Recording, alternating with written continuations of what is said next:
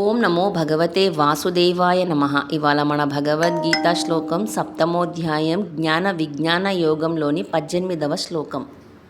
ఉదారా సర్వ ఏవైతే జ్ఞాని త్వాత్మైవ మే మతం ఆస్థితః సహి యుక్తాత్మా మమేవానుత్తమాం గతిం.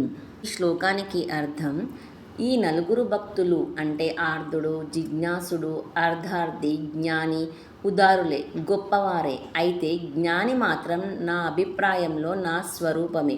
ఎందుకంటే అతడు తన మనస్సును నాయందే స్థిరపరచుకొని నన్నే పరమగతిగా భావించి నాతో ఏకత్వాన్ని పొందుతాడు. All these devotees are indeed noble, but the wise person is considered by me to be my very self, for with a mind steadfast and united with me, he is established in me alone and regards me as the highest and ultimate goal.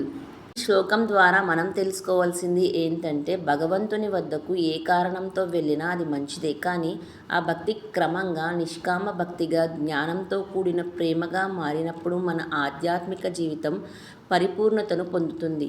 జ్ఞాని స్థితి అంటే భగవంతుడే నాకు అన్నీ అనే భావనలో స్థిరపడడం. మనమందరం భగవద్గీతను చదివి విని జ్ఞానాన్ని పెంచుకొని ధర్మాన్ని కాపాడుకుందాం. ధర్మో రక్షతి రక్షితః. జై శ్రీకృష్ణ.